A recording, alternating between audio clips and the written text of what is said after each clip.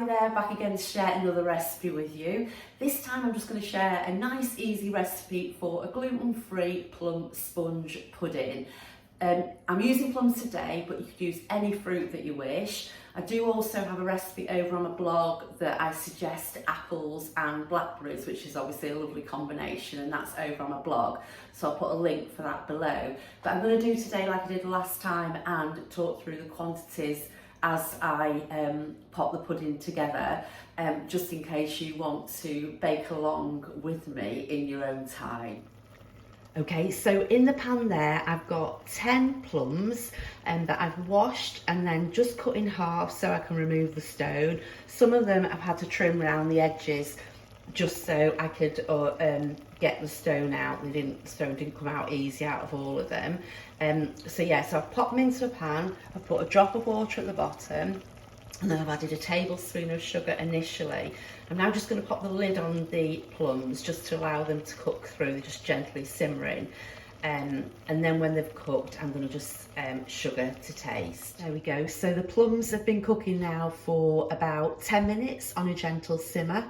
You can see there's quite a lot of liquid that's come, so that's why I don't add too much water at the beginning. It's just enough so the pan doesn't catch, so the plums don't burn at the bottom. So I'm just going to taste this now, see how sweet it is, and then add sugar to taste. So I've just added a further 2 tablespoons of sugar to the plums just to sweeten it to my own likeness. But the plums that you have will differ. I've used red plums, but some will be sweeter than others, so just sweeten it to your own taste. I'm transferring the plums with a slotted spoon into this dish for the pudding, because I'm not too sure if I'm going to need all this juice that's in there. So I thought if I just do it with a slotted spoon, I'm not tipping the whole lot in there. Okay, yeah, so that will be enough.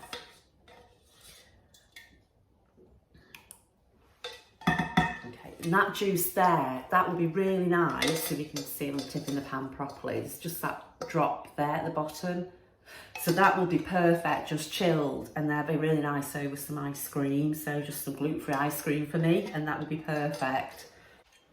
So I'm just going to allow the plums now to cool just for about half an hour or so, just so it's not red hot when I put the sponge top in on the top. Okay, so I've given the plums about 20 minutes to cool down now, so they're just the perfect temperature for adding the sponge mixture on top. You could go colder, so you could prep these in, way in advance. You could do them the day before and leave them in the fridge, no problem. It's just that you don't want them to be hot when you put the sponge mixture on top. Okay, and for the sponge, we're just going to use the all-in-one method to make it. And it's just, the recipe is just a very similar one, or basically the same one but different quantities for making a Victoria sponge. So in the bowl there, I've just got 110 grams of butter. When I use like the creamy method, I use the Lurpak spreadable butter, but not the low fat one. I just find it's really easy to use and it can be mixed straight from the fridge. If you've not got that, then hard butter is fine. Just take it out beforehand so it's nice and soft and it mixes in well. And then in there I've got 110 grams of caster sugar, and then 110 grams of gluten-free self-raising flour. I've gone with my faithful Asda gluten-free flour. If you only have plain gluten-free flour, then if you add a teaspoon of gluten-free baking powder, then that will do the trick. And also add a little bit of xanthan gum if your flour doesn't already have it. But this flour does already have it, so I'm not adding any additional at all. But if you've got any questions on that, do give me a shout. Okay, so then into that bowl there, I'm going to add 2 large eggs. And then a teaspoon of vanilla. I'm using this vanilla bean paste today, but I do normally use vanilla extract. I'm just out of it, so this is what I'm using instead. So I'm just putting a teaspoon of that in there.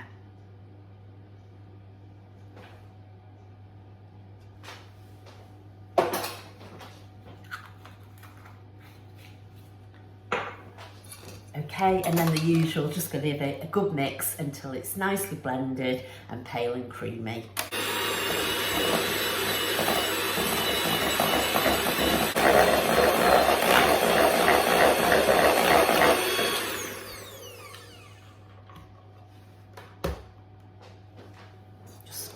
dish part way through, and then that'll be fine.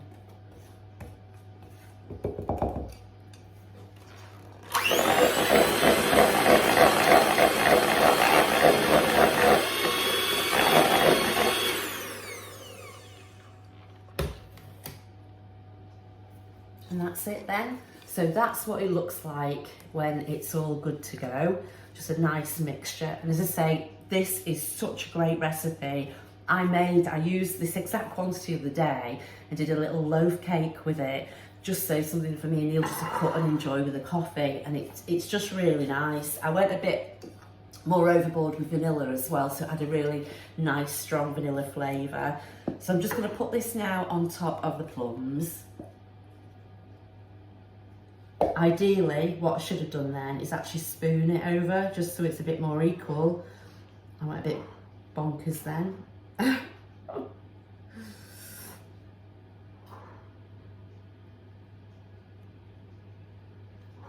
so just getting it even over the top. Yeah, so I would say spoon it over, don't do like I've just done then and chuck the whole lot in there. Okay, and you do need to work quite quickly because there is a bit of warmth still in there, and I don't really want that to blend in with any liquid underneath either. So that's how it looks like that now as I tip it. And then I'm just going to sprinkle some sugar over the top. I've got the oven preheating at the moment. It's at 160 fan at the moment. Okay, so I'm just going to sprinkle that over there now, and then I'm just going to bake that now for about 45 minutes. I'll just show you what it looks like when it's done. There we go. So I've just taken the plum sponge out of the oven now. It's fully baked after 45 minutes. I have disturbed the top a little bit there, just so you can see where there's like a little cut mark, because I just wanted to put a knife in just to make sure that the sponge was fully baked throughout, and it is. So I'm just going to leave that to rest just for about 10 minutes now, and then I'll spoon some out just so you can see exactly how it looks then inside. There we go. So I've just given it about 5 minutes now just to rest, because I was really eager to show you what it's like inside. And I've made some custard as well, because I'm going to have some custard to go with the piece that I'm going to pop out now for you to show you. Okay, so hopefully you can see.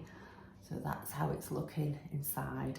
So nice to say. It works with, can you see how soft that sponge is? It's such a delicious pudding. This is something my mum used to make a lot when we were younger. And it, obviously back then it wasn't gluten-free, but it works so well gluten-free. And it's just a nice, easy pudding that I'm sure will be a huge hit with lots of people. There we go. So I've just popped it onto that plate there. So it's perfect ratio of sponge and fruit underneath. So say, I'll jot the full recipe down below, but if you have any questions then do give me a shout. But that's just what I'm going to leave you with pour over a little drop of custard as well. There we go. Okay, so that is how I go about making a nice, easy, gluten-free plum sponge pudding.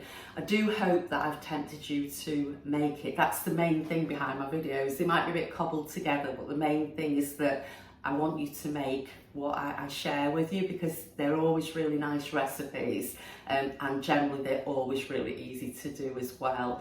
The custard I use that I've just put on the sponge pudding, which I've just tested and is absolutely gorgeous, is bird's custard. That's what I tend to always use at home.